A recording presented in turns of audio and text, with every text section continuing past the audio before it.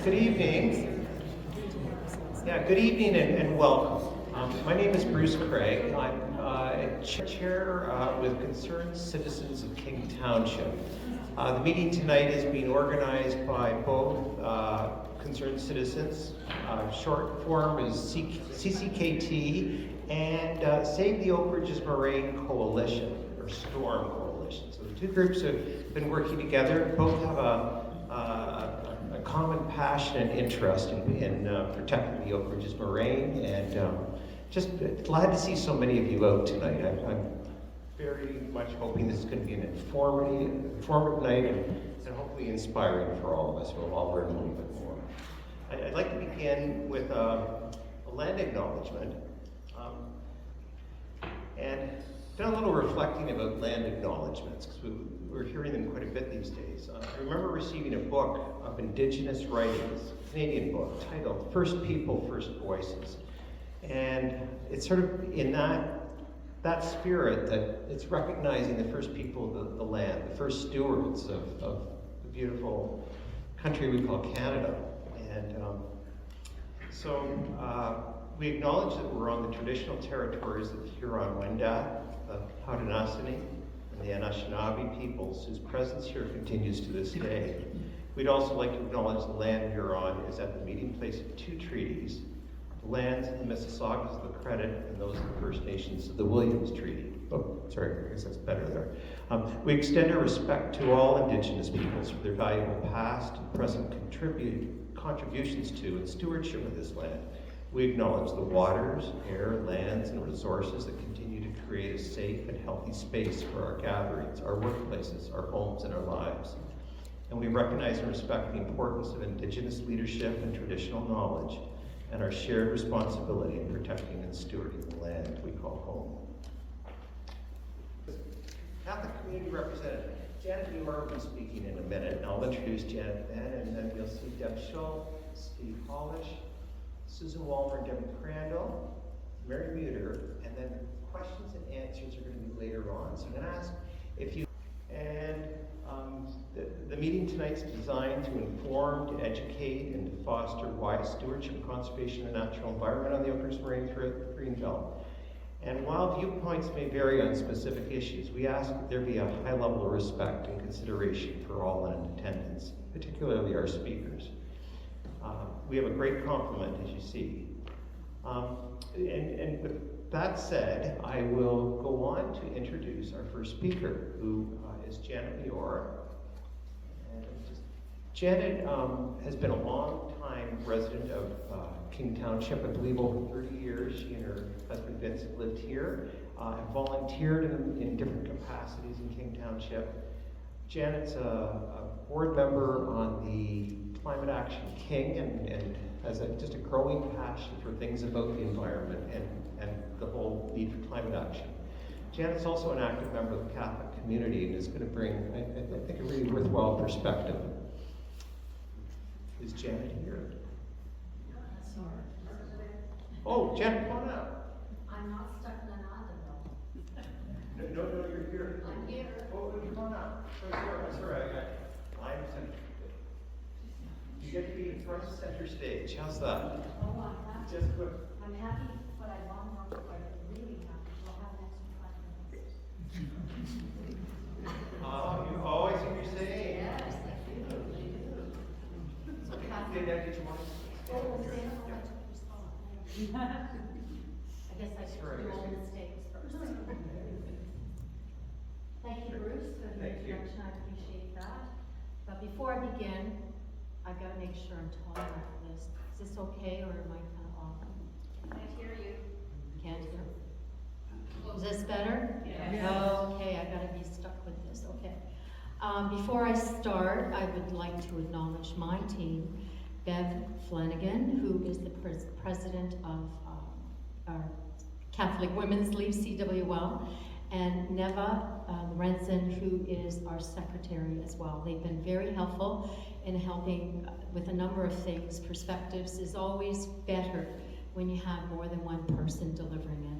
So I appreciate for everyone's help.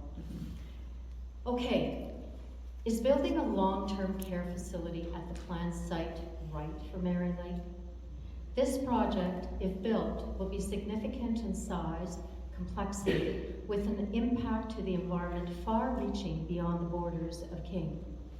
What will happen to the lake, our water, the wildlife, wetlands, air, our trees, and ecosystem? Pope Francis, in his encyclical Laudato Si, views these as integral to our common home, and you'll hear that phrase throughout. Tonight you will hear more about these elements and what will happen if we tamper with them. The care of our common home is based on Pope Francis's encyclical published in 2015 in response to climate change occurring throughout the world. It has been our Catholic Women's League's constant and national theme in recent years. In the encyclical, our Holy Father grieves for the earth and entreats both Catholics and non-Catholics alike to care for our common home. Here is a quote from the encyclical itself. For human beings to destroy biological diversity of God's creation, for human beings to degrade the integrity of the earth by causing changes in its climate, by stripping the earth of its natural force, or destroying its wetlands, for human beings to contaminate the earth's water, its land, its air, and its life. These are sins. How do we reconcile the Pope's message in Laudato Si with the construction of a 160-bed long-term care facility on ecologically sensitive lands? We cannot. The Augustinians of Mary Lake used to get their potable water from the lake, but they have not been able to do this for many years, as the lake water is no longer pristine. So clearly, we didn't get the Pope's original message, and now he has given us Laudato Deum, in other words, a sequel to Laudato Si Part 1. Released in October 4th of this year. He says, with the passage of time, I have realized that our responses have not been adequate, while the world in which we live in is collapsing and may be nearing the breaking point. This was an unprecedented call from Pope Francis to all of us to take urgent care of our planet. He calls out both those who deny and downplay the severity of the degradation of our common home, as well as those who believe that technological innovations will solve all our problems, including ecological ones. And then he admonishes those in power who tantalize us with false claims of economic benefit that they claim will accrue. I'm sure you will have all seen the ads in our local papers claiming that the proposed long-term care will, quote, better serve the needs of King Township Senior and help local families keep the loved ones close to them as they grow older, unquote. This is patently false and is not how long-term care works in the province of Ontario. There is no guarantee that the long-term care, if allowed to provide the health care, if allowed, will provide the health care of King residents. Pope Francis sums it up very eloquently. The ethical decadence of real power is disguised thanks to marketing and false information, useful tools in the hands of those with greater resources to employ them to shape public opinion. With the help of these means, whenever plans are made to undertake a project involving significant changes in the environment or high-level contaminations, one raises the hope of the people of that area by speaking of the local progress that it will be able to generate, or of the potential for economic growth, employment, health, promotion, and that it would mean, and what it would mean to their children. Yet in reality, there does not seem to be any true interest in the future of these people, since they are not clearly told that the project will result in the clearing of their lands, a decline in the quality of their lives, and a desolate and less habitable landscape lacking in life, joy of the community, hope for the future, in addition to the global damage that will eventually compromise many other people as well. The needs for seniors are real, but there are other places outside the protection zone that can be developed for them with better access to services that will not significantly impact our environment as this site does. We are very grateful to the beloved Augustinians who have served our Catholic parish community faithfully for 70 years. It is my hope, however, that the current AFOI board will reflect deeply into the Pope's encyclical writings with an open heart and honest examination of conscience. Keep in mind that those who have to suffer the consequences of what will become of Merrily Lake, our children and our great-grandchildren, will remember this as a failure of conscience and responsibility. As Pope Francis reminds us, everything is connected.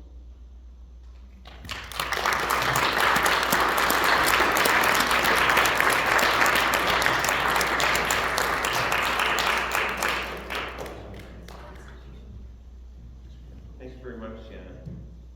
I'd now like to welcome our next speaker, the Honorable Deb Schulte, who brings a rich background and experience to her presentation this evening.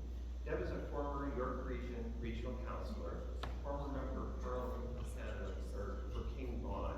Bruce, would you speak up? Sorry? Yeah, I need to be right here, don't I? Okay, sorry. So Deb's a former Regional Councillor representing Vaughan, and that was a number of years ago, I remember that, Deb. And former Member of Parliament for King Vaughan, former Cabinet Minister of Seniors, former member of the Oak Ridges Moraine Foundation Board, and member of the Green Belt Task Force. Deb goes on and is part of a long-time community environmental, or as a long-time community and environmental advocate. So, anyway, Deb, welcome. Thank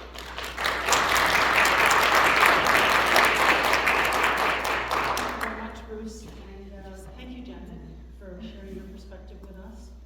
I was really hoping Becky Big Canoe could be here as well, because I think she brings an important perspective that we should be reflecting on as we look at this project and the presentations we're doing today, because Indigenous peoples have a very long tradition of respecting nature and living in balance with their natural environment, and I really do think we need to be thinking about that, especially as we look at Merry Lake, the Merry Lake project. I also want to thank all of you for joining us, coming out and taking your time to learn a little bit more about this project and why a group of people have gotten so riled up about it. It's important to understand. There's a lot of misinformation out there, and I really appreciate the time that you've taken to come and hear us today.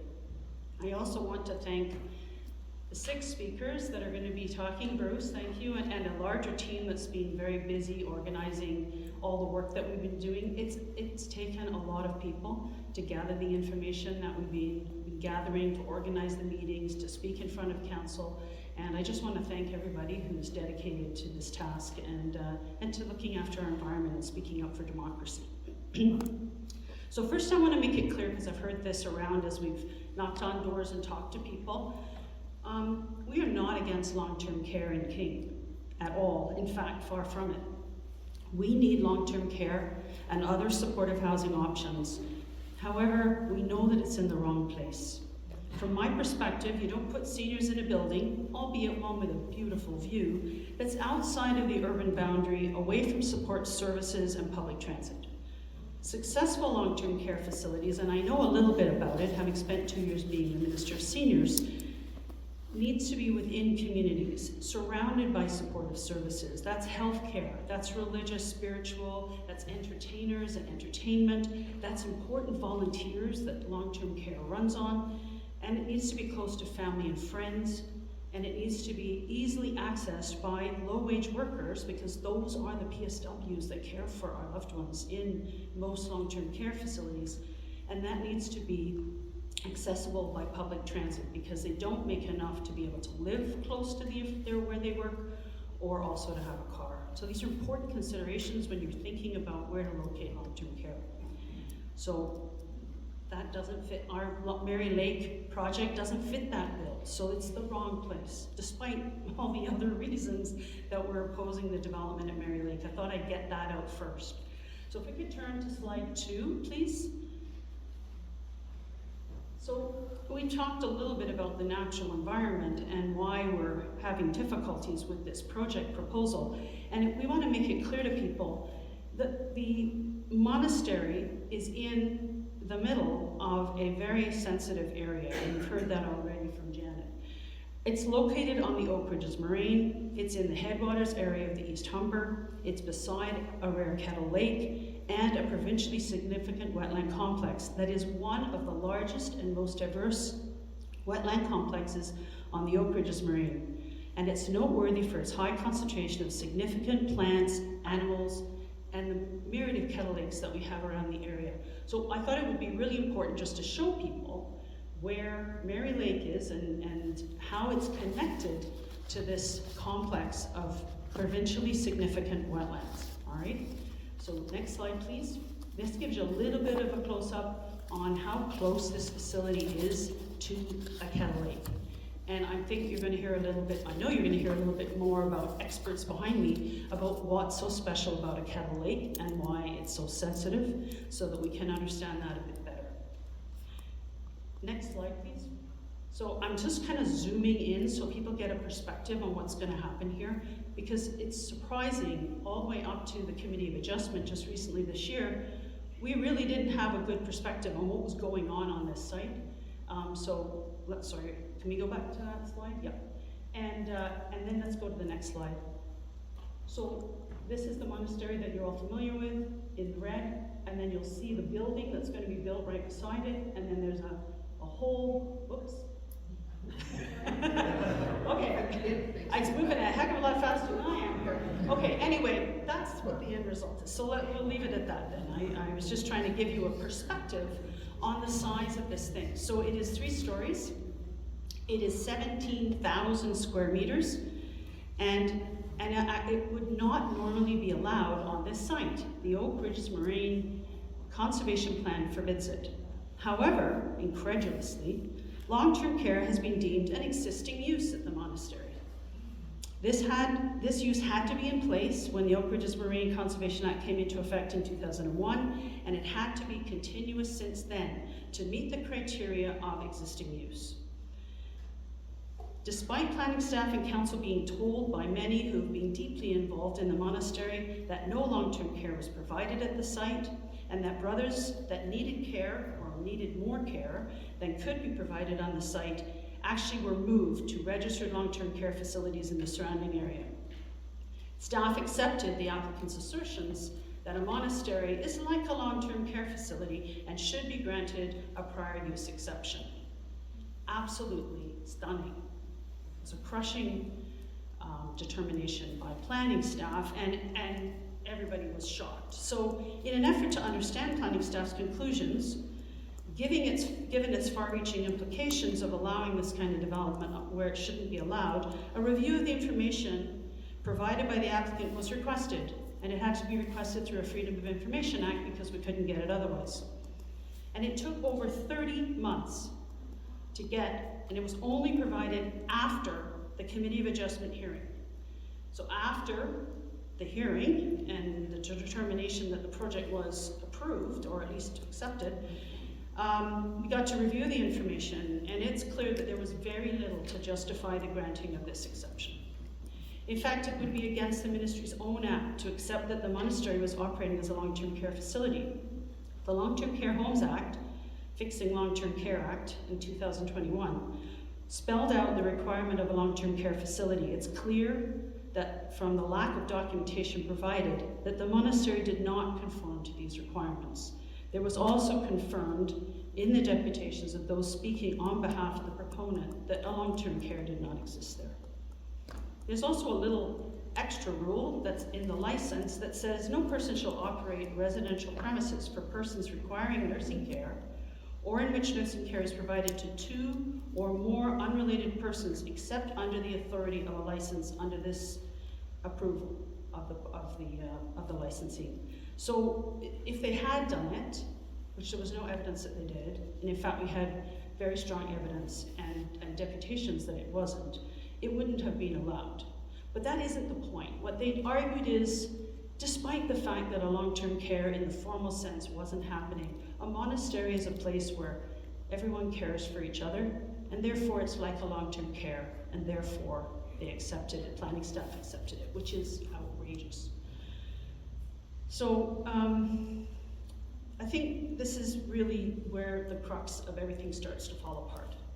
because it would not have been allowed if this hadn't been accepted, and then that's how it started to move forward.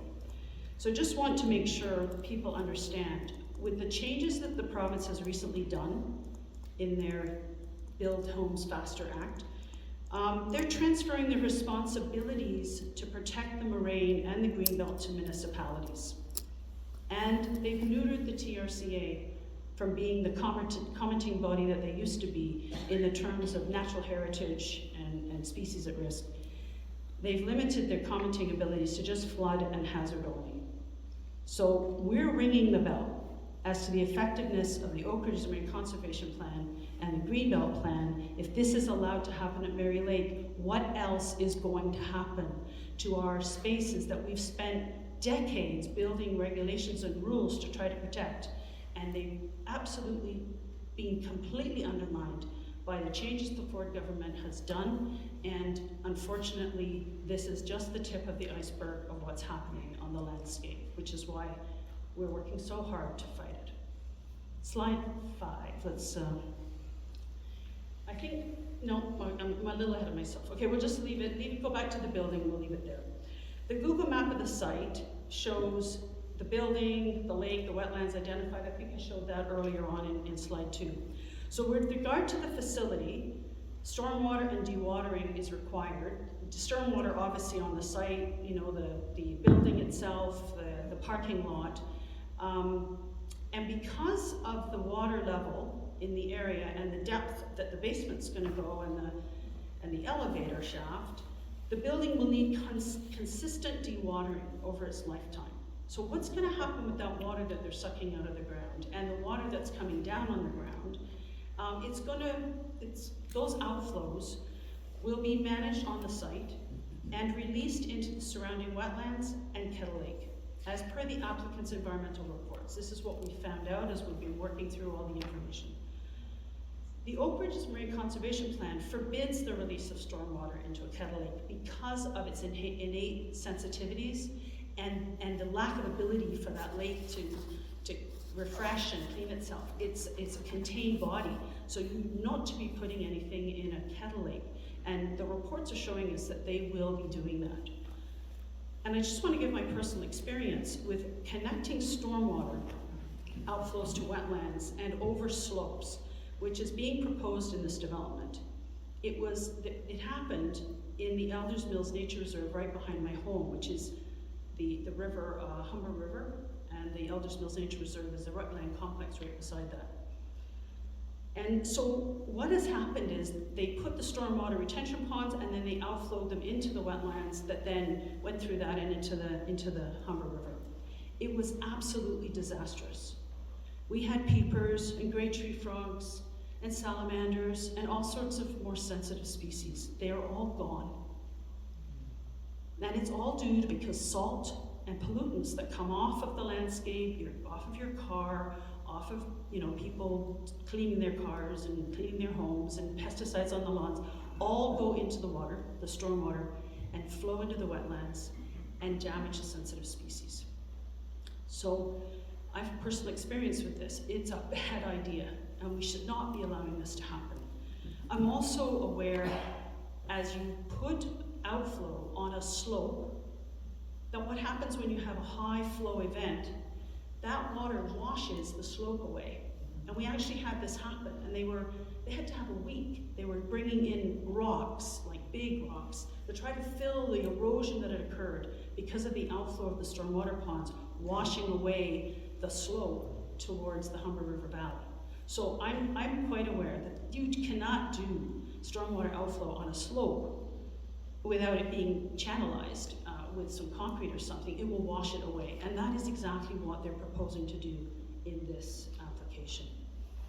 So let's move on. Yes, okay. So why are we all up in arms about undermining democracy and the manipulation of the planning process, and how do we come to this conclusion? So in addition to all the environmental concerns, and you're going to hear more about it today, there has been an erosion of trust and an undermining of democracy with how this project has proceeded through the planning process. It was clear from the start in 2019 when an MZO proposal for a long-term care was received at council and it was part of a much larger development proposal that came forward in that MZO. Council was not supportive of a long-term care facility at Mary Lake, and they refused the MZO. Then in February the 8th, 2001, planning brought forward a report that accepted the applicant's position that an existing use of long-term care had happened at Mary Lake, and they accepted that. This brought out lots of opposition from the community, and at the time, the mayor indicated at the meeting that the issue would come back to council for a decision. Of course, I told you already, we had to apply for a freedom of information request, and it took 30 months to get the answer, so we didn't get it in time for the Committee of Adjustment meetings. But what happened, well, there's another step that happened before that, which is the new 2023 King Township rural zoning bylaws were brought forward and were approved at council, and that it expressly prohibited long-term care facilities outside of settlement areas. And oh, by the way, this Mary Lake is outside of settlement areas. And in exception 243 of the bylaw that pertains to Mary Lake, long-term care is not a permitted use. So King Council voted to approve this new rural zoning bylaw that made it very clear that they weren't in support of long-term care at this location. However, planning staff chose to accept the applicant's position that long-term care, monasteries like a long-term care, and therefore it was existing use and was allowed, and planning staff, in essence, I feel, chose to ignore the direction of council.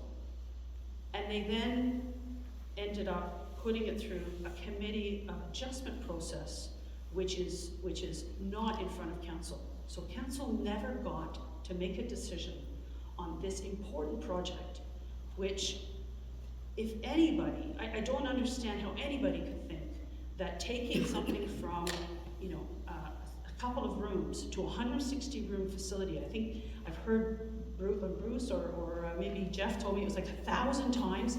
How can that ever be considered a minor variance? So they put it through Committee of Adjustment, which is 4 minor variants, which we think is completely inappropriate, and bypass council. So I just think it's really clear. The council's position was clear, residents' position was clear, and everybody feels betrayed by this process. Slide 8, I gotta finish up, I'm getting the hook. What are the major issues that I'm trying to frame that you will hear more about with the people speaking behind me? The undermining of the democratic participation, in the decision-making process, the manipulation of the planning process, the compromising of the Oak Ridges Moraine plan, the negative environmental impacts at Mary Lake, and the surrounding provincially significant wetlands. You're going to hear a lot about that. And it's the wrong place to locate a long-term care facility. So I hope I sort of set the frame on why we're so concerned about this project and why we feel that we need to continue to fight it. I know it's moving forward, but we still feel there's an important need to rise up against what's happening. And I have seen things stop even in the middle of the processing on it. So there's a lot to do. Thank you.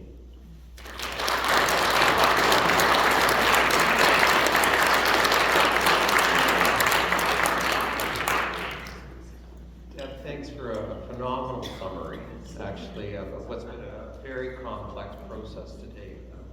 I know many of us have lived through this over the last 3 years, and it's just, wow. Anyway, thank you very much, Deb.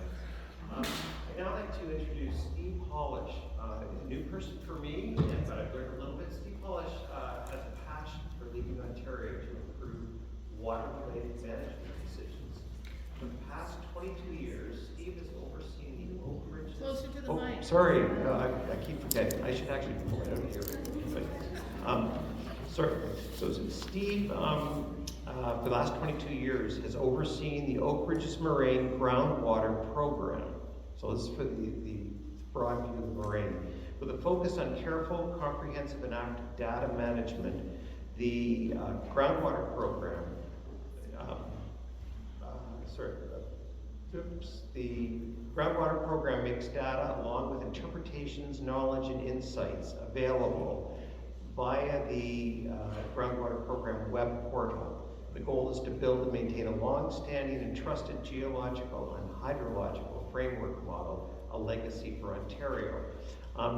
Just professionally, Steve is a hydrogeologist and with a real interest and experience with the moraine and the water. So, welcome, Steve. Yeah, thanks.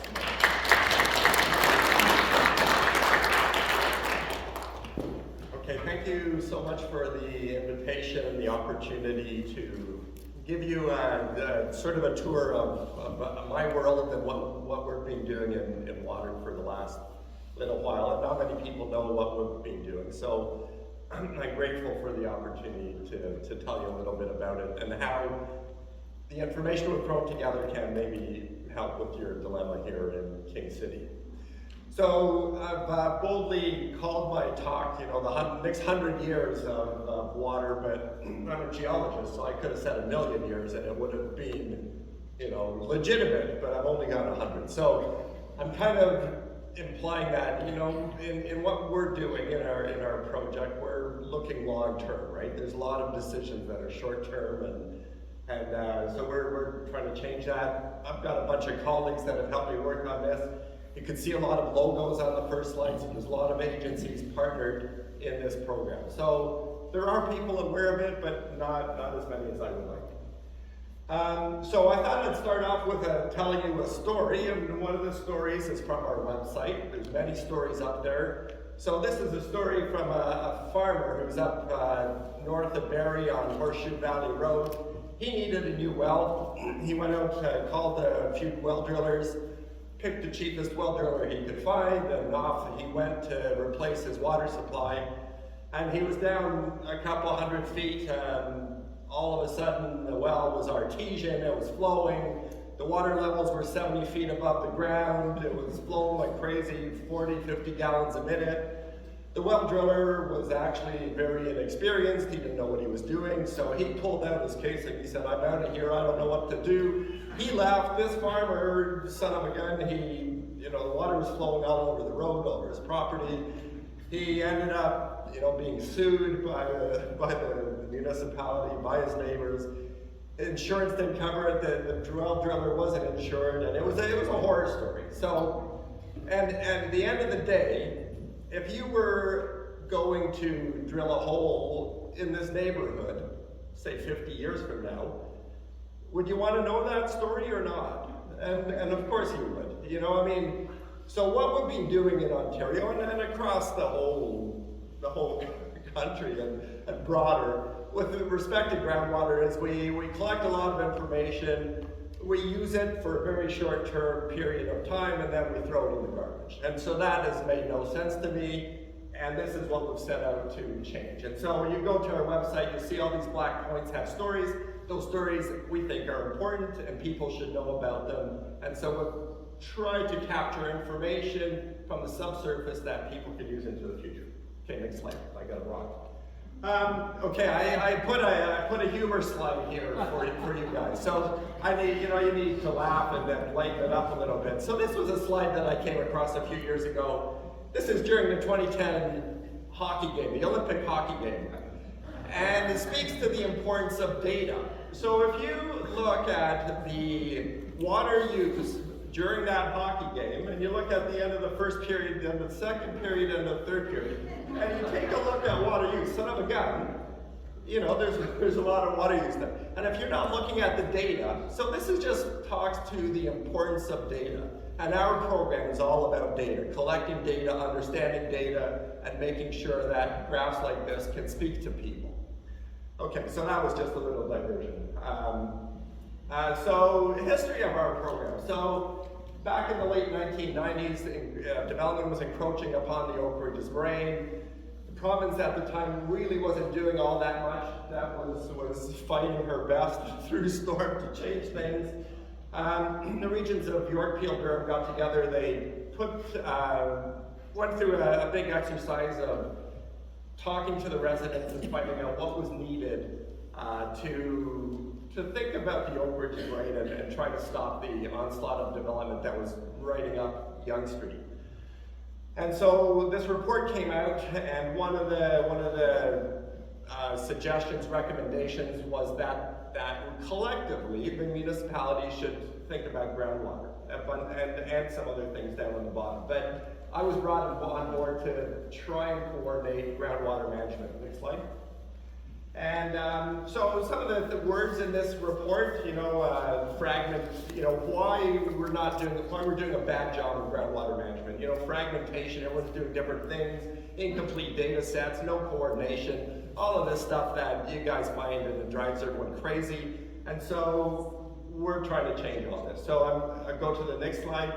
And this isn't the first report and the first instance where someone says, hey, Canada has a problem with managing water. We don't cooperate, everyone has their own silos, there's different ministries, there's provincial, there's local, there's federal. And so keep next slide, and next slide, there's all these reports, hundreds of them. They're all in our library, by the way. We have all these documented, because again, these reports come across people's desks. They read them, they say, oh, son of a gun, we should do something, and then they forget about them. So, not more, a couple more, keep going. And so now we're again looking at the federal government saying we should have a national water agency and coordinate water on a federal level.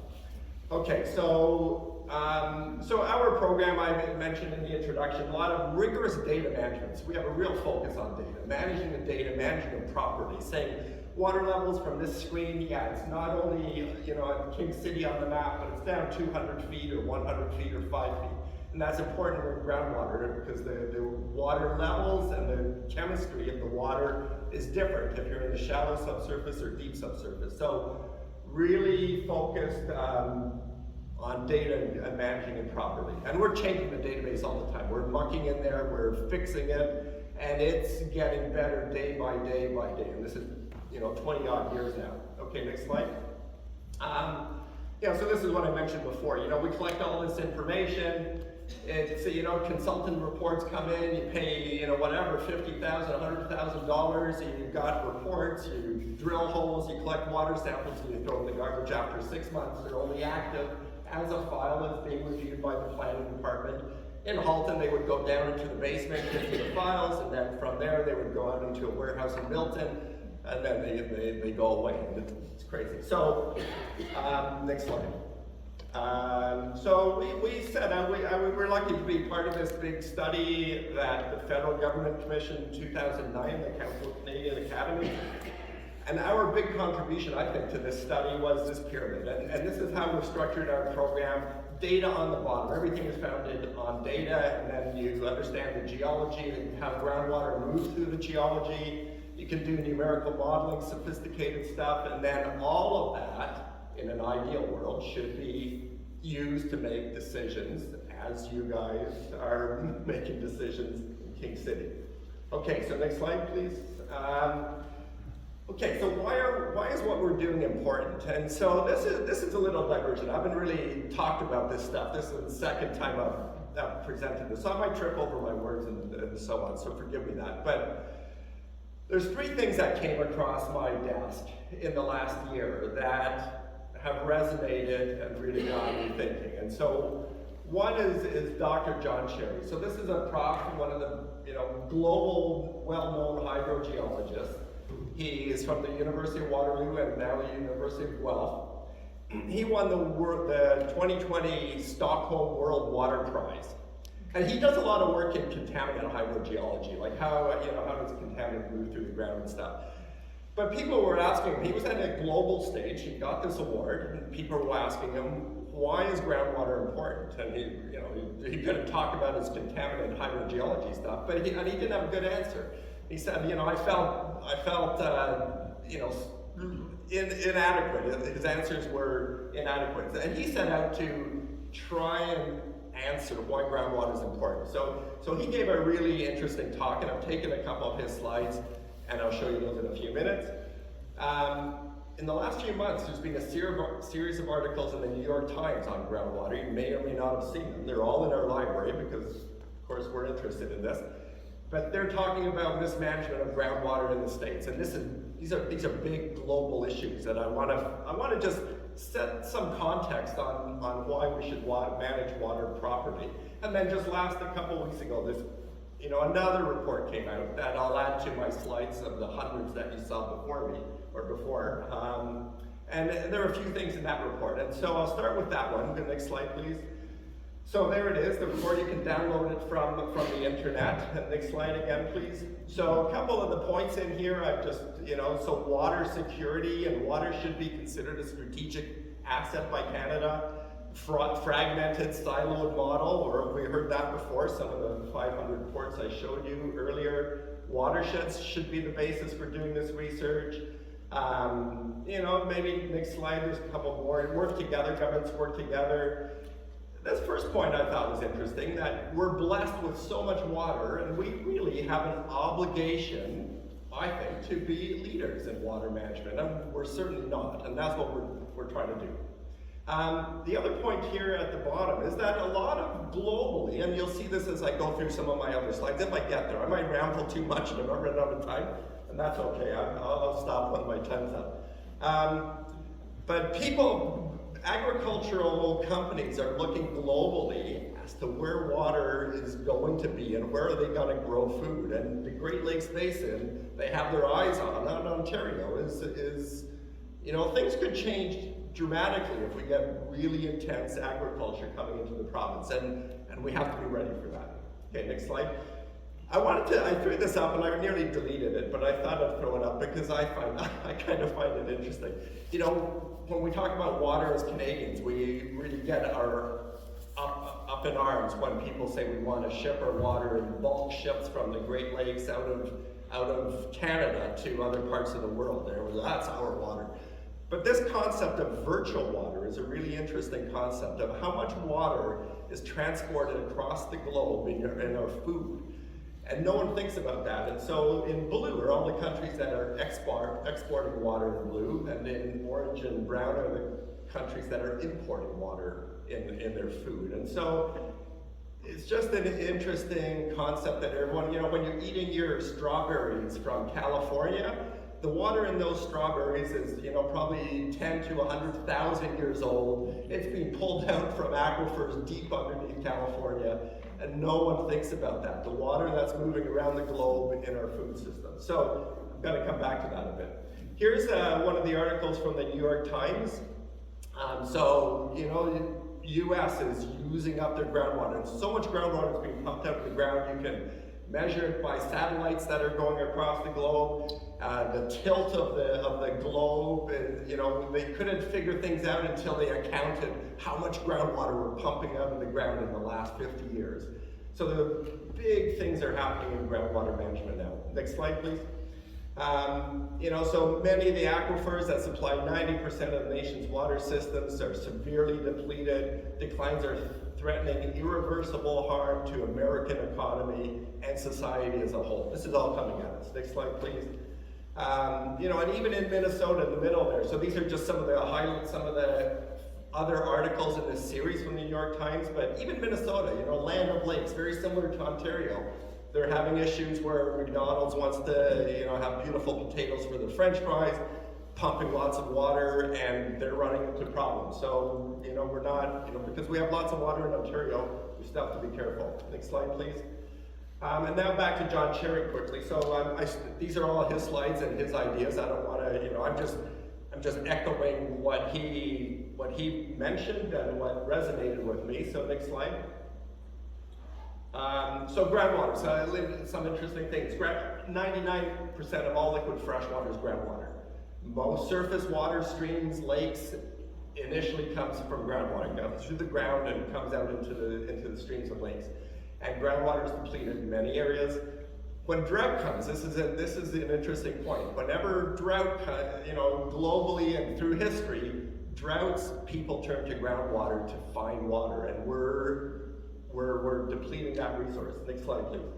So this is, kind of your typical cross-section. You see groundwater is underneath the ground. It's between all the grains of sand. If you're in glacial terrains like we are right here, or in the fractures in the rocks.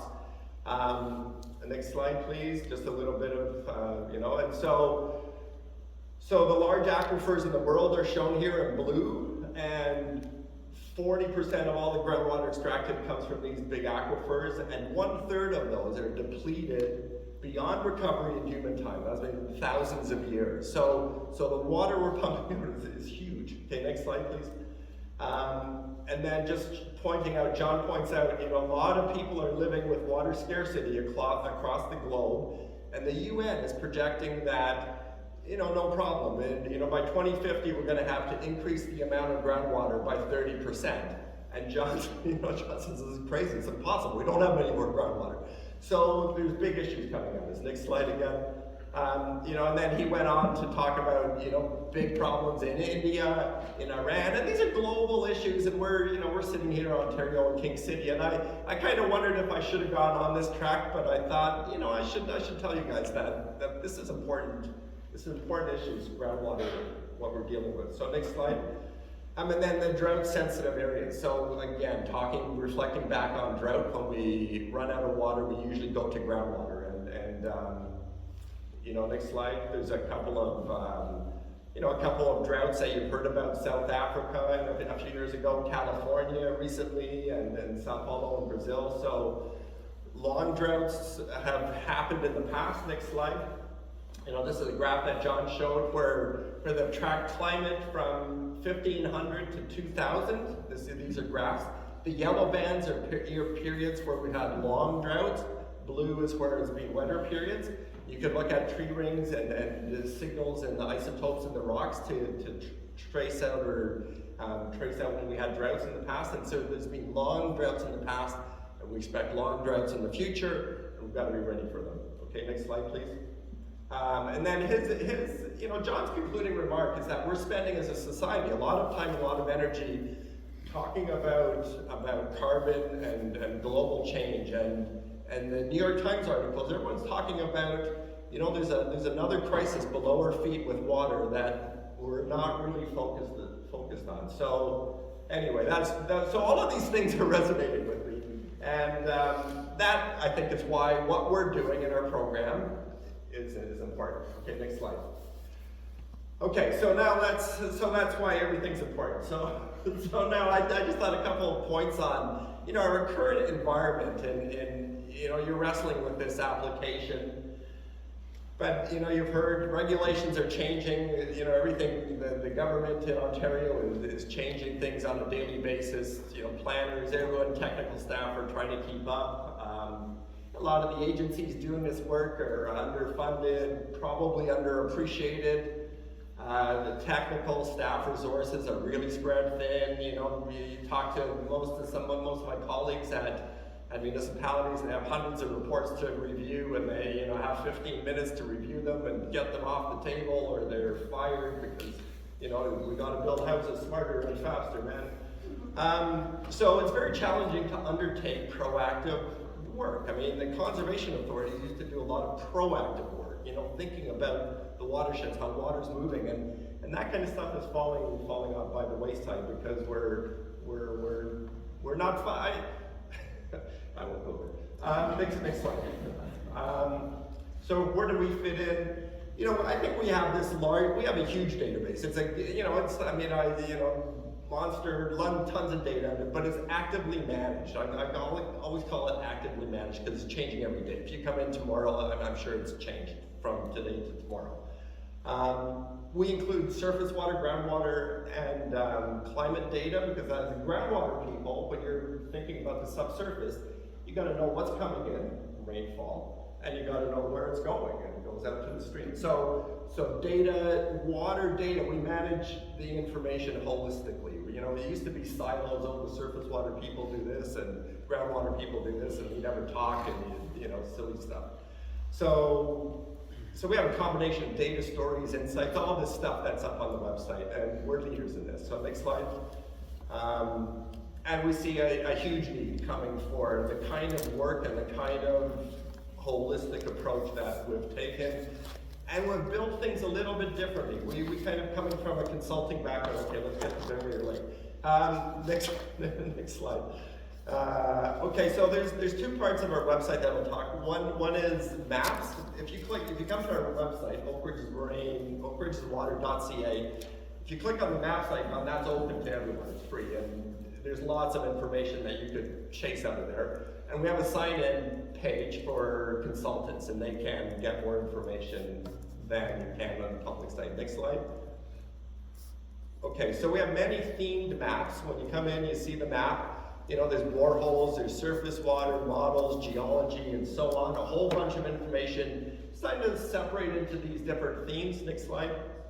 And then when you come back to Mary Lake, so what I did is I just took a bunch of snapshots from our website. So here's the topography, the ground surface topography. You can see the contours. Really easy to pull this up in 2 minutes. Like I was going to go live on the website and show you this, but I don't have time. So, and then, yeah, next slide, you can see boreholes, next slide. And you can, every borehole you click, you get the original well record. This is surficial geology. Green is halt and till soils around Mary Lake. To the north are granular or coarse-grained sands and gravels of the Oak Ridges Moraine. Next slide. Water table elevation, how deep is the water table? So all the wells, we put together maps with all the data from the wells. Next slide. This is the depth of the water table. So in green around Mary Lake, it's less than 5 meters. You know, you can see 15, 10 meters in different places. And if you zoom out, you can go across the whole area like this. So next slide. Potential discharge area. So that gray area all surrounding Mary Lake is where, you know, looks like there's potential for strong groundwater discharge to come from the groundwater surface to the surface water system. Next slide. And then long-term water levels. You know, you can click on any of these points on the water level map. But these are, you know, this is one of the King City municipal wells. It goes from 2004 at the beginning to 2023 at the end. You can see when King City stopped pumping groundwater in 2012, things leveled off, but all of that data is all easy in a snapshot. You get that information right at your fingertips. Next slide, please. We can do cross-section. So there's a cross-section across Mary Lake. You can go up to the website, I gotta shut. So cross-section, you can see the geology. Next slide, I think I'm nearly done. Documents, we have all the documents, so all the consultant documents. We have about 14,000 documents. All these documents that get thrown into the garbage, we've gone to the garbage, we've pulled them out, we've scanned them, we've put XY coordinates on them. All of those reports, you can click on them, get a consulting report from 1965, and get all the boreholes and then we hire students in the summer, take the boreholes, put them in the database, take the water levels, put them in the database, track all of that stuff. So everything is being done properly. And so all of those reports, and they range from everything, you know, geology reports from the 1800s to consulting reports from yesterday. Groundwater, surface water, climate index, a lot of stats. Value, I just wanted to say there's, you know, people ask how much money, you know, how much is it? When we started, we had zero. We started with zero. 20 years, we think we've got about $1 billion of value in the program. And I think that's my last slide. Oh, very well.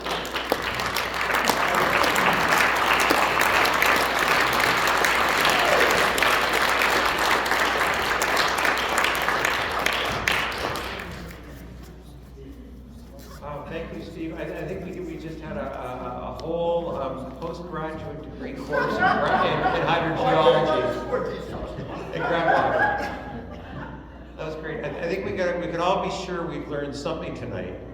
A lot of good things there. Thank you very much, Steve.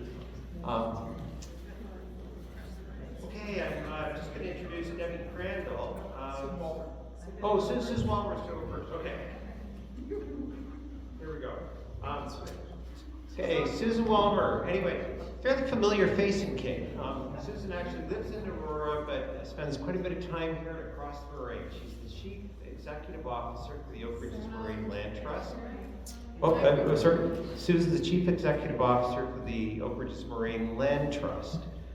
As an accountant who has worked in the corporate finance world for over a decade, Susan combines her long-held enthusiasm for community engagement, deep appreciation for Canadian historical context, and concern for a healthy environmental future in her current role, and brings the best of corporate sector practices to the nonprofit realm.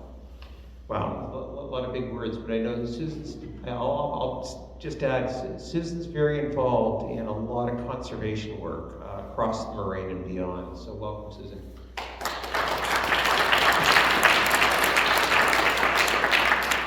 Thank you very much. I'm not going to have as much detail as Steve has, but wow.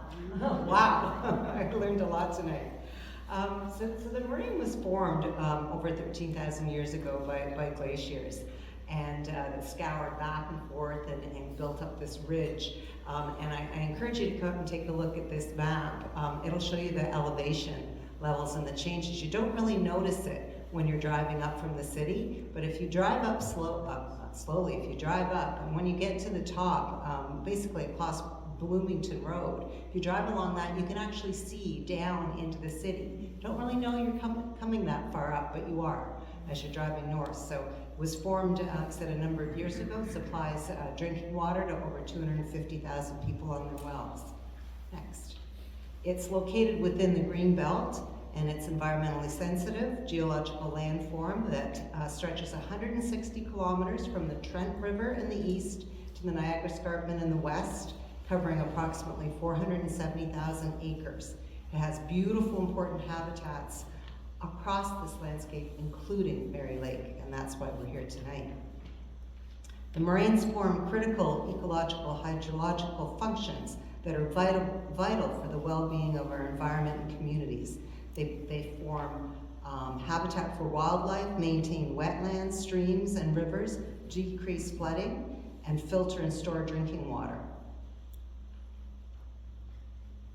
Next, this is the next slide is a cutaway, similar to what might be up here. This was in the papers a number of years ago when we first started talking about the moraine and trying to protect it, and I got involved with STORM back when the singing grannies were involved and we were advocating to protect the moraine all the way across it. And this was one of the maps that they started using in the newspapers to show the breakdown of what happens in the moraine underneath. Next, the moraine is about wetlands and rivers, and that's very much about what it's like around Mary Lake as well. Kettle Lake, wetlands, and the Humber River. Those are all really important sources that we need to protect. Forests. There's forests around Mary Lake. There's forests all the way across the moraine, but there's forests all around Mary Lake. Those are really critical habitat, again, for us to protect. And if you like hiking as I do, and I'm sure many of you do, there's a beautiful trail around Mary Lake that exists there because of the natural features, but also because of the water. How many of you walked that trail and stood and listened to the water and watched the swans swimming on that lake? It's a healthy Kettle Lake right now. It won't be if this development goes forward. There's also lots of sensitive species around the lake and in the wetlands. They usually hide out, so you might not find them, but if you look close enough, you will. And there's lots of trails, like I said, around the lake and around the Oak Ridges Moraine that we need to keep our physical and mental health. Did you know that natural systems absorb and store carbon dioxide? There's apparently 1.8 million acres of farmland also across southern Ontario, another really important feature of the Oak Ridges Moraine. There's also healthy ecosystems that have potential to mitigate and adapt climate change. They resist and recover more easily from extreme weather events and provide a wide range of benefits on which people depend. Save the Oak Ridges Moraine. Like I said, I started my advocacy started with this organization. It's still around today and going strong. And I have to say that I think it was a really wonderful organization that started from the ground, from citizens, from people that were tired of what was happening at the time and wanted to make sure we were protecting this key natural feature. And I'm really glad that we're still looking after it, and I hope that all of our children and grandchildren continue that fight, and hopefully they don't have to fight as hard as we had to get it, the protection in place, and that the protections will stay there. The advocacy model, and hopefully many of you, I think, in this crowd are involved with advocacy. Just coming here tonight shows your interest in wanting to make sure that things are well looked after. And we do have a voice as people. We have a voice through our municipal politics. We have a voice through the province. through the federal. Not, they don't always listen to us, but we have a right to come out and talk to them and make change happen. And I think that it's really important in this collaborative. We've got CCKT here and STORM, but the Land Trust is involved. There's other resident groups involved, and people have all come together, including the Catholic Church, and it just brings people together in terms of what's happening in this area and what can we do about it. And you can help us do that. One of the heroes that we had in King City, you have a lot of them. Dorothy Izzard was one of the first people that I met talking about the moraine and protecting water and the importance of our environment. Jane Underhill, one of your King councillors, she was very active as well. Susan Burial, she was a supporter of the Land Trust and she was very active. Mike Shackelford. So you guys have a lot of really active people that have been involved in the past, and I'm glad that you're all here tonight, and hopefully you'll all get more involved and be more active. The lessons that I think we learned over 30 years is that we do need to proceed cautiously with our development. I feel that things have been speeded up a little bit with this current government environment. Decisions aren't being made as I think effectively as they should be. We need to make sure we're using the moraine surface and its water resources effectively. And we need to advocate to make sure that there's strong land use control, not opening it up to the developers who really are doing it for profit. We live here, we want to live here, we want our children and our grandchildren to live here, and I think it's up to us to make sure that we do stay involved. There's also a lot of other ecosystem services that we can get into that talk about how we can protect this service, protects land, water, people, well-being, a number of different items. And I think that that's on the next slide, by the way. And it's all about people and drivers of change and how do we want to live? Do we want to live with our natural resources? Do we want to reap the benefits of it? With clean water, hopefully we're not going to run out of it, Steve, but clean water, food, a great place to play for our kids and grandkids, and we can help make this happen. So as the Land Trust, we in this area and across the moraine protect over 5,000 acres. We have nature reserves, we have conservation easements that people have donated on their properties. And we also support climate change by making sure that the ecosystems are protected through wetlands. And a lot of our properties have wetlands. Mary Lake has the Kettle Lake and a lot of wetlands. It's a key significant feature across the moraine. It also supports species at risk and vulnerable regions. And we need to make sure that as people that we connect with the land. I think all of you here tonight probably do that, and that's why you're here. But it's up to us to make sure that we understand that connection that we have between land and water and ourselves and honor that. So thank you for coming here tonight in honoring those tensions, I hope, and helping us decide how we're going to move forward. Thank you.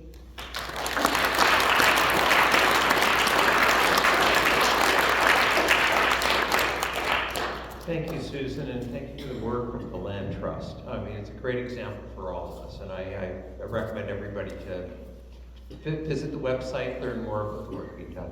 I'd like to introduce Debbe Crandall, who I met, I guess, about 23 years or so ago, if I can remember that far back. And Debbie's been, I should be reading here, I suppose, but Debbie's a founding member of STORM, which Susan referred to going back to 1989. Debbie has been as chair of the board and as executive director. Debbie represented STORM on advisory panels that resulted in the provincial Oak Ridges Moraine legislation, regional growth management plans, and held a number of positions, including chair of the Oak Ridges Moraine Foundation. Debbie was also a member of the Greenbelt Council before it went south. I remember that council. at least I believe that's one. Debbie has a geology degree, worked as a consulting hydrogeologist, is keenly interested in the role that civil society must play in protecting the biosphere. That's all of us. Thanks, Deb.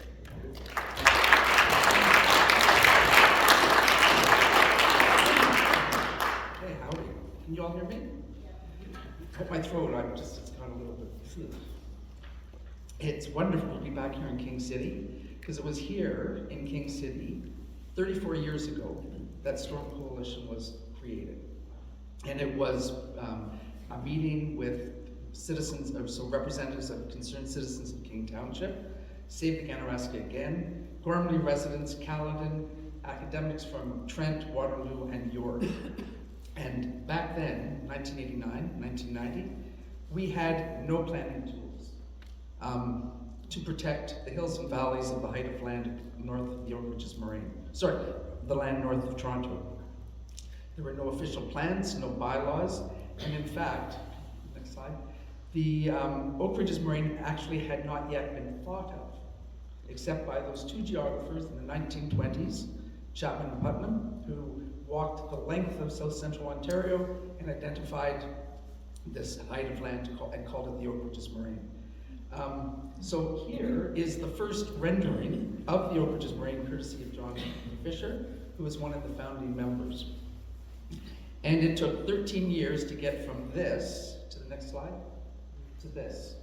3 different governments, countless Ontario Municipal Board hearings, lots of forests cut down, wetlands filled, many tears wept, cold water tributaries buried, and thousands of acres of good farmland lost to urbanization. However, ironically, those 13 years ultimately proved to be good for the Moraine, despite the election of Mike Harris, who, like Doug Ford, has targeted conservation authorities and deregulated environmental ministries. We all kept our heads down, and provincial biologists and planners like Steve Varga, Fred Johnson, Victor Doyle, John Riley, Tom Farrell, Rob Fancy, Rob Maservi, they all collaborated with different agencies and quietly created one of the most comprehensive natural heritage databases in Canada, if not beyond. The work of Gary Hunter provided the basis for work by the Geological Survey of Canada and the Ontario Geological Survey in a 6-year geotechnical study. The intervening years, so those years between when we were advocating and then in 2000, the intervening years allowed the science of conservation biology to evolve, to catch up with progressive planning, and a re-engaged movement that exploited a political window of opportunity. So, new slide. Conservation biology is premised on the idea of a connected landscape made up of natural core areas, natural corridors, and connecting links, with new technologies to identify and map existing natural heritage features to inform land use planning. By the early 2000s, the power of science harnessed by the power of planning and a political opportunity converged, and in December 2001, the Oak Ridges Moraine Conservation Act was unanimously brought in with all party support, and in April 2002, the Oak Ridges Moraine Conservation Plan was established by regulation. Please.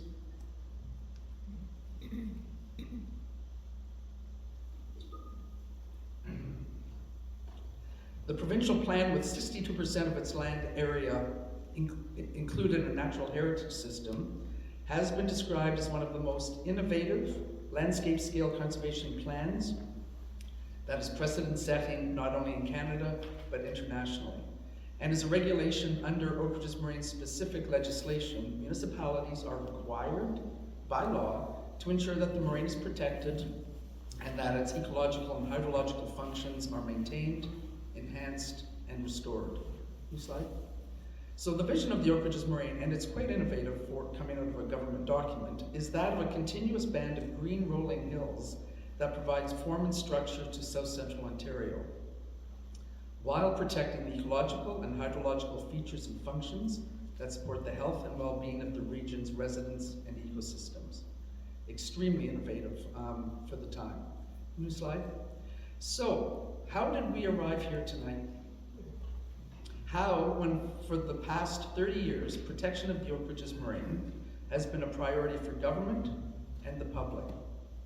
When, to reiterate what Sue said, the Oak Ridges Moraine is headwaters to over 65 river and stream systems that flow south and north, interconnected aquifer systems that is one of Canada's most important groundwater sources, where the Oak Ridges Moraine is home to the largest concentration of natural features in the Greater Toronto Area, including 75% of the GTA's remaining forests and wetlands, and has the highest concentration of biodiversity, including the majority of threatened and endangered species. Next slide, please. How has it gotten this far?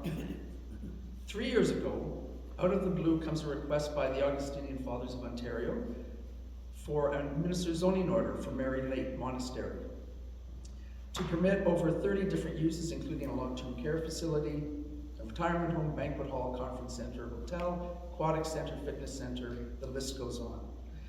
Had this come forward under a different provincial government, I think we would not have taken it seriously, because all of these proposed uses are not permitted outside of settlement areas.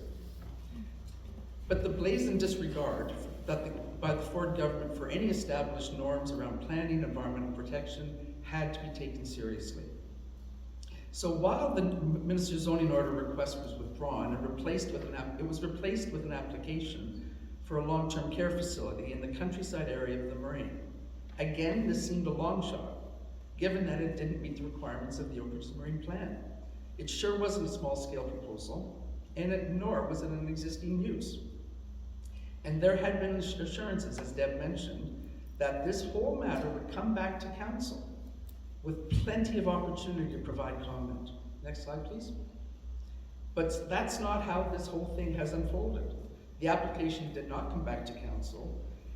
Instead, it was fast-tracked at the Committee of Adjustment with the scope of the community's objections severely limited by the committee's, oops, that would have been horrible, limited, because that was the end of my speech, no, by the committee's jurisdiction. Decisions appear to be made, and I will say appear, to be made by planning staff in areas either traditionally considered the purview of council or in areas outside of their areas of expertise. With no council input, staff determined that long-term care was an existing use as part of the monastery complex. This part, using a 1974 zoning bylaw that had not, despite being a requirement under legislation, been updated to conform with the Oak Ridges Moraine Conservation Plan policies. So a bylaw that was enforced before the Moraine came into effect, and which had not been updated, appears to be driving this bus. Next slide, please. So, as has been mentioned, Mary Lake is a kettle lake, a water feature unique to glacial landscapes.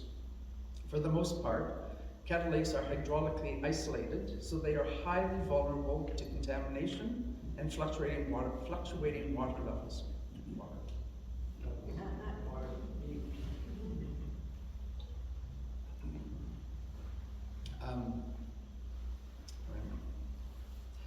The aquatic flora and fauna are unique and are susceptible to changes in their environment. Provincially significant wetlands are protected by some of the strongest regulation, and particularly so up here on the Oak Ridges Moraine. They are vital to the ecological health of the moraine and provide essential services free of charge. The irony here is that Mary Lake and the associated wetland systems that form the headwaters to the East Humber and which are connected to Eaton Lake are poster children for why the Oak Ridges Moraine Conservation Plan was needed. And yet here we find ourselves. So one can say that water is at the heart of the moraine movement, and so it is particularly galling and worrying that from all appearances, due diligence has not been required of the Augustinian Fathers to fully protect the groundwater, lake waters, and wetlands. The policies in the Oak Ridges Moraine Conservation Plan are clear. Stormwater discharge to a kettle lake is prohibited. And yet we learn about underground tanks temporarily storing runoff before discharging this water into Mary Lake.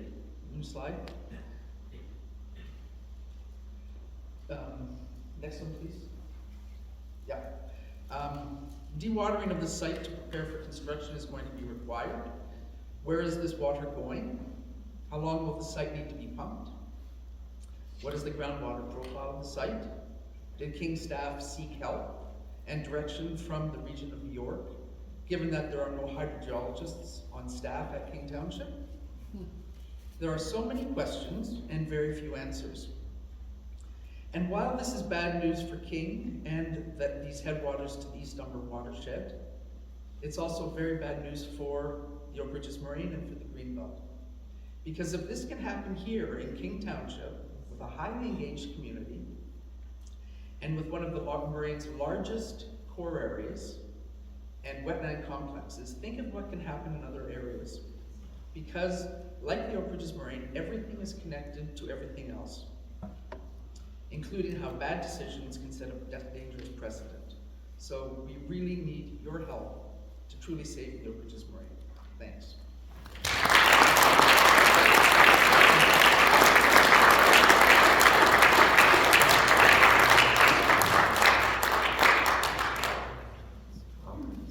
Thanks, Deb, for a very impassioned view on the moraine. It's just great. You could feel, anyway, just the importance of it. First of all, I'd like now to introduce Mary Muter, who may be familiar to many of you. Mary's a resident of King Township and has been very engaged in a number of just environmental initiatives and so on. Mary is the chair of King's Cross Ratepayers Association here in King City. She is also chair of the Georgian Bay Great Lakes Foundation and assists McMaster University's aquatic biologists in water quality, wetlands, water levels, and fishery field research. So this is an area Mary brings just a lot of knowledge and experience. Thank you, Mary.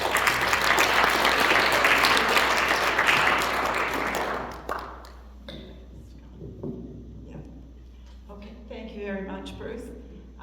So this is what this facility is planned to look like, and I'm going to try and describe to you what the implications are and some of the work that we've been doing. We have retained a hydrogeologist to take a look at what the impact will be of this development. Next slide. So just to get everybody orientated here, this is where this building is going to be. It's going to fill the space between the existing monastery and sort of halfway up, and then the parking lot is almost of equal size that goes almost all the way up to the barn, for those of you who know this site. I hope you can lock this. No? Okay. This is a diagram that's showing, it's the first diagram we've seen that actually shows where and how they're going to discharge. So this is the oh, can we go back? No. Just do it again? Okay. Take a look at the white line. This is going to the lake. So this is the dewatered water. And this is most of the storm water going into this wetland. Next slide. I guess we have to finish with this. We've talked a lot about what provincially significant wetlands are on this property, but I just thought everybody would like to know what that means.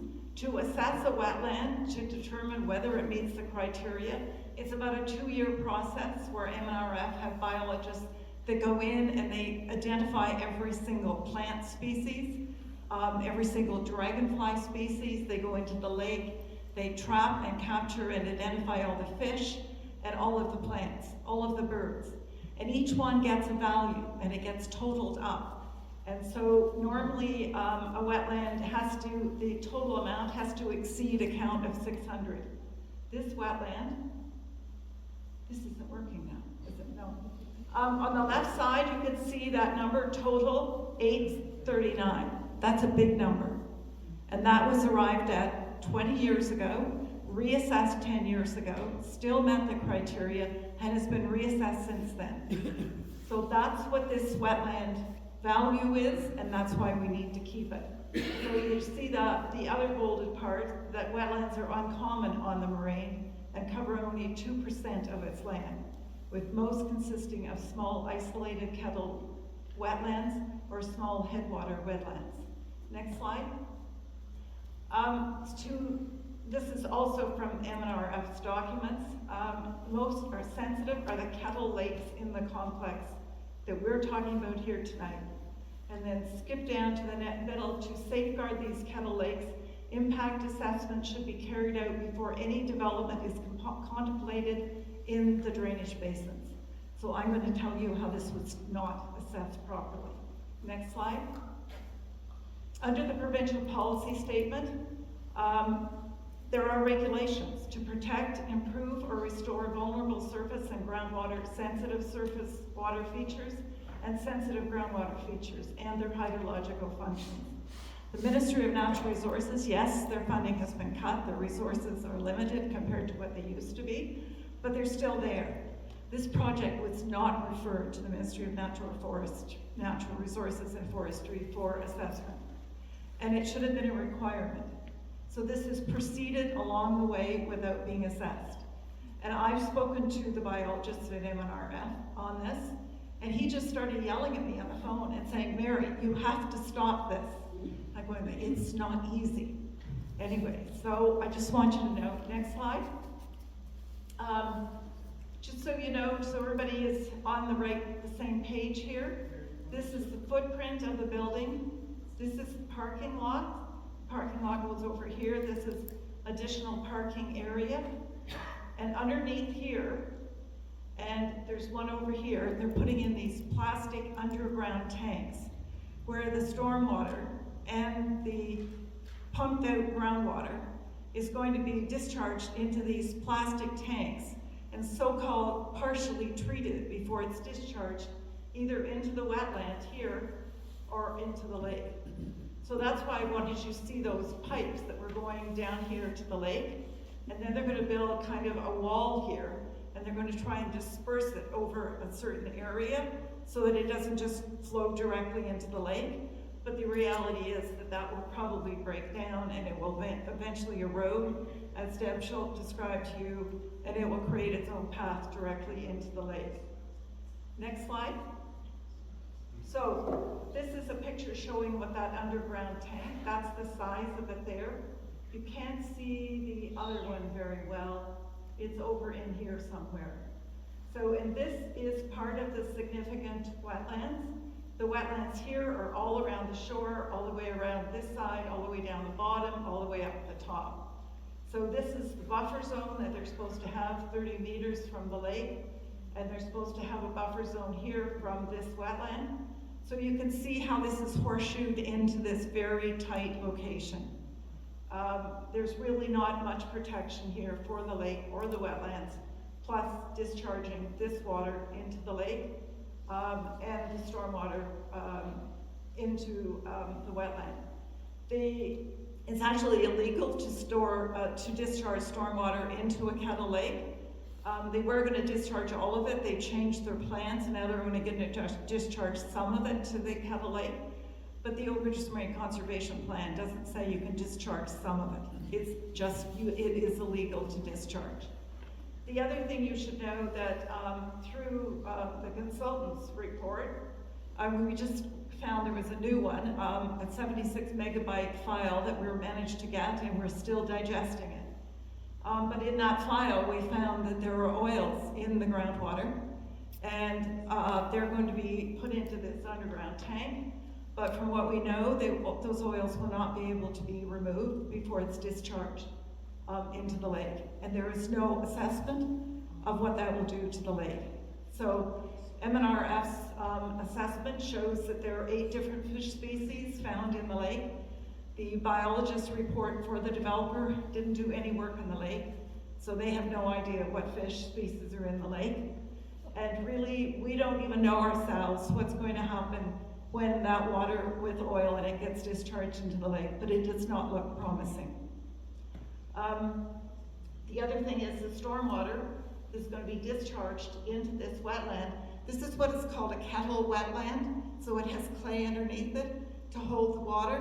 So if you discharge a whole lot more stormwater into it, it has no way of dealing with that. Retaining it will be flooding the wetlands there and probably kill the plants. So, next slide. This is just another picture of an image I wanted to show you. Steve was talking about the different types of soils that are on the moraine. So this application, they have drilled 4 boreholes here down to determine what kind of soils are underneath the surface and where the groundwater is. But 4 is really not enough at this site, and our hydrogeologist said absolutely there should be one down closer to the lake so that you know what kind of soils are down there close to the lake. Are they permeable soils or are they not permeable? So, next slide. This is the data that Steve was referring to of the boreholes. And down here there's a color code to tell you what all this means. But what's important here is that this is the proposed basement floor area for the long-term care facility. And the existing basement floor area goes down even deeper. And when you get down into here, you're down into more moist soils. So there's groundwater. So this is where they're going to have to pump groundwater out to below this level. That's a lot of water. During construction, it's 422,000 liters per day. And then afterwards, they will install permanent sump pumps to draw down the groundwater. Next slide. So our hydrogeologist has done a cross-section profile. So this is the line that he's drawn, and instead on the surface, he's cut a line through. So at the bottom here, you can see this is Mary Lake, and over here is this wetland. And unfortunately for Eaton Hall Lake, the land actually declines here all the way over to Mary Lake. So where they're going to discharge stormwater, it's going to drain down and all the way underneath Keel Street and across into Mary Lake. That is stormwater that likely will have salts in it, and there's no assessment in terms of what that impact could be. So, Sorry, did you mean Eaton Lake just now? You meant Eaton Lake? Yes. Sorry, what did I say? Oh, sorry, no, I meant Eaton Hall Lake, yes, sorry, thank you. Next slide. So this is what this building is going to look like. We have figured out that on this elevated area there is fill. So a long time ago, probably when the monastery was built, they put a lot of fill in to raise it up so that it wasn't close to the lake level or to the wetland level. So this is where they're going to build it. This is the existing basement. This is the new basement they're going to build into the side of this sloped hill and the first and second and third floor of this building. In order to hold up this side of the existing basement, they're going to put in a large retaining wall. This, I'm not an expert on this, but this to me looks quite scary. I don't know what you think, but this retaining wall holding up this huge structure and then pumping out groundwater and discharging it into this lake. I think that's my last slide. Is it? It is my last slide. Okay, that's what I thought. Okay, I've tried to explain some pretty complex hydrology here. I know it's not easy to understand, but I hope that it's given you some insight into the work we're doing. This is complex.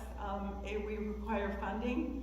And so if we're going to take this any further, we are definitely going to need funding. There are many different ways to donate.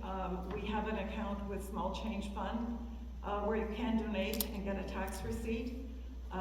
There are other ways to donate also. Happy to answer any questions afterwards. We're going to have a Q&A. But I hope I've done enough to explain to you at least the baseline information of what we're trying to do here. Thanks.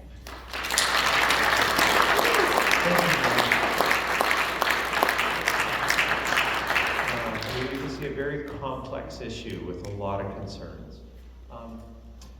Measure it up here. 1, 2, 3.